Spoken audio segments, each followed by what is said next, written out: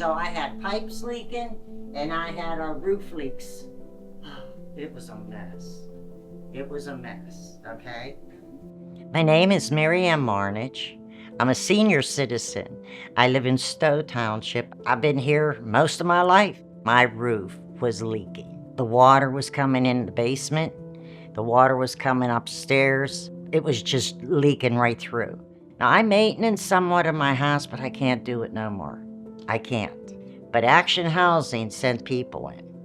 I'll tell you something, they rescued me. I mean, they rescued me. Hi, my name is Patty DiGiulio. I'm the manager of Weatherization programs at Action Housing. Action Housing's mission is to provide safe and affordable housing for all. For Marianne's project, we did focus on making her home a healthier environment to live in. Part of that was replacing the roof to help maintain the home. We try to reduce their energy burden to afford to be able to stay in their homes. Well, it's raining outside now. It isn't raining up here. It's dry. You don't have to wear a raincoat.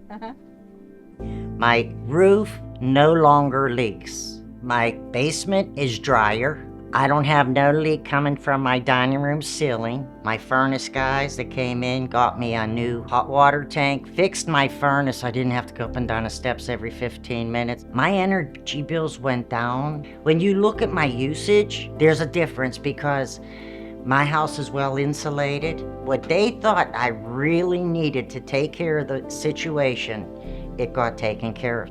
This house wouldn't have been done, there wouldn't have been a house left.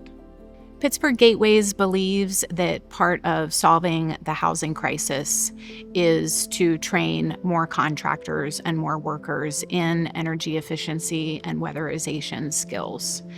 We believe that by supporting these contractors and upskilling construction workers into these career paths, we can help fix more homes and address the housing crisis.